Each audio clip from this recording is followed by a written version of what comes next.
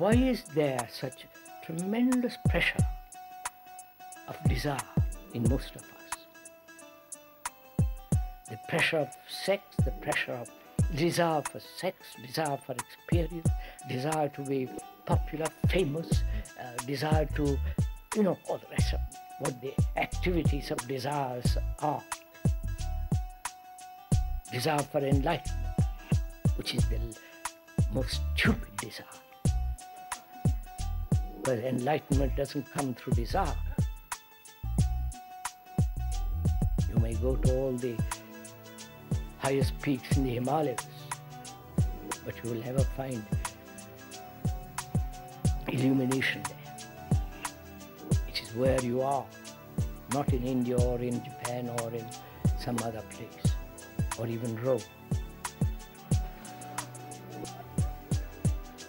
Sorry, I talk about Rome because I've just heard this morning about the Pope being elected.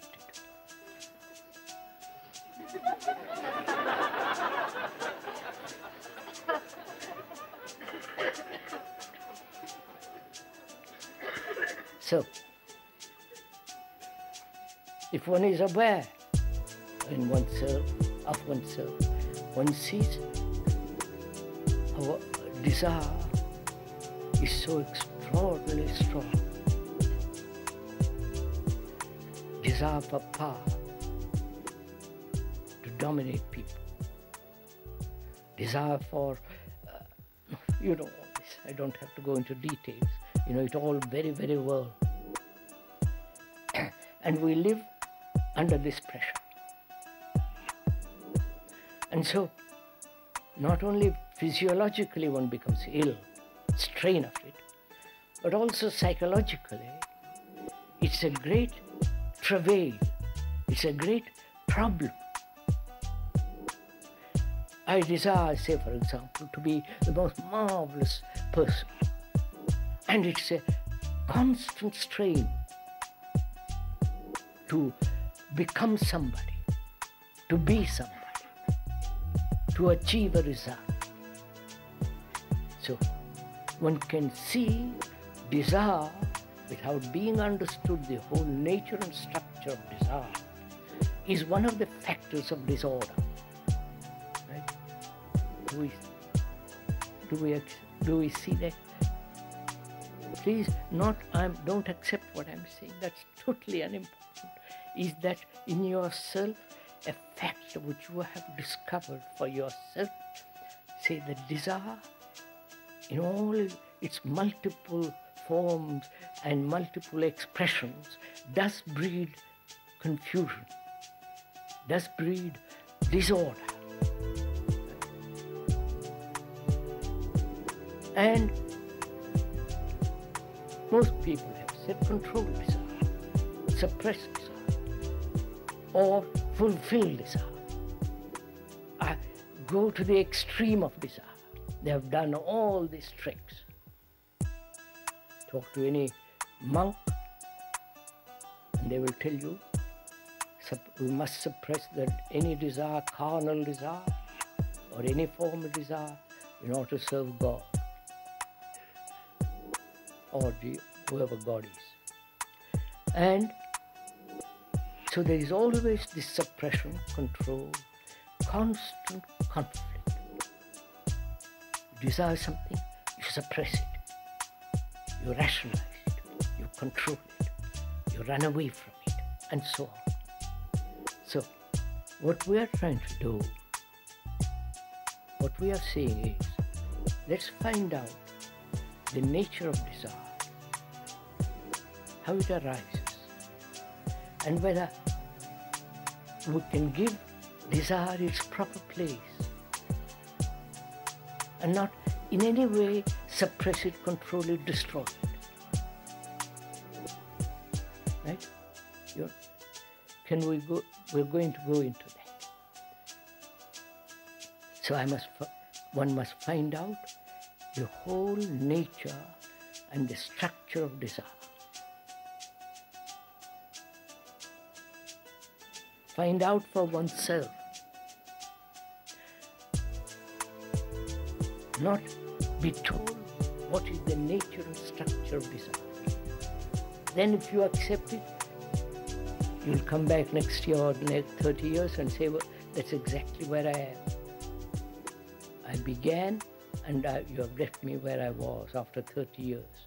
Because one has lived on words, not actually gone into it for yourself. Why has desire become so extraordinarily important? It is encouraged through education. In every form, society, all things around us encourage this process of desire. I want to find out why desire has become important in oneself and what is desire. So I must first understand the nature of sensation, right? Sensory perception, senses. I must understand the way of the senses.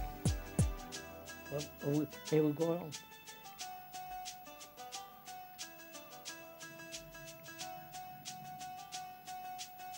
The senses being touch, smell, and taste, and so on. And we never function with all the senses in operation. I wonder if you understand this. No? Taste becomes so extraordinarily important. If you're a gourmet, if you like good food, wine and all the rest of it, taste becomes extraordinarily important. Or if you are sensitive, music, only music becomes hearing of lovely sound and the space between sounds and the quality of sound. Or something, so our senses are broken up, fragmented. We never see anything with all our senses completely. Right? Are we understanding each other? Can you look at something, the movement of the sea, the wave, the clouds, the wind among the trees, to look at it all with all your senses fully flowering and looking? Can we do that? Then when you do that, you will see as a test, you're not accepting what I am saying.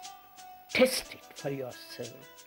Then you will see that there is no center from which you are observing.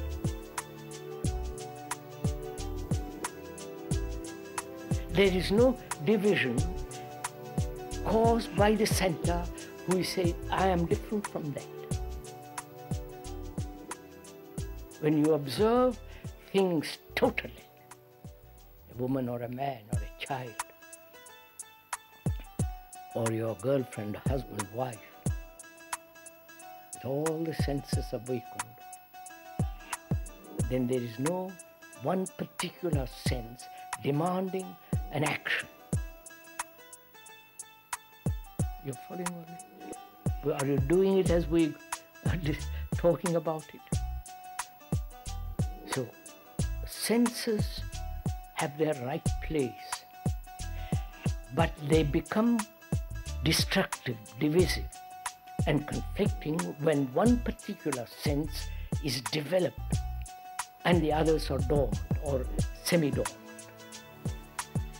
Whereas when you observe something entirely with all your senses, then there is no division in yourself. So, desire is part of these sensations, is the beginning of sensation. Right? That's a fact, isn't it? See a beautiful woman or a man or a child or a car or a mountain or a lovely proportioned house or a garden, and perception, sensation, and the desire arises, right?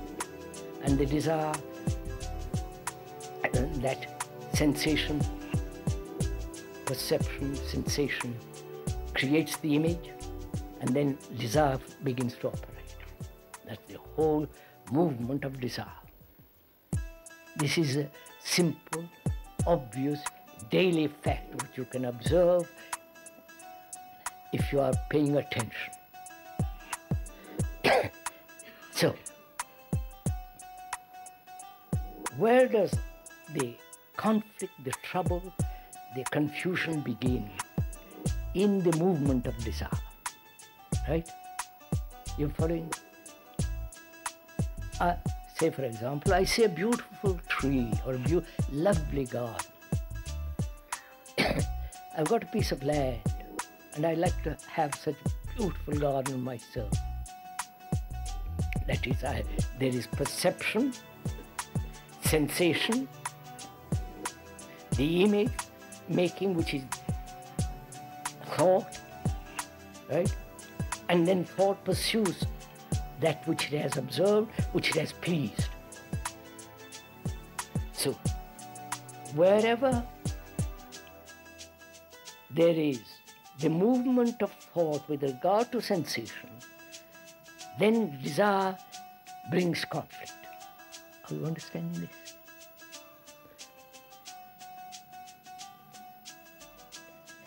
Is this clear, or am I? No, I see it's not. I have to repeat it differently. There is perception of a beautiful house, well proportioned, all the rest of it. Then there is sensation.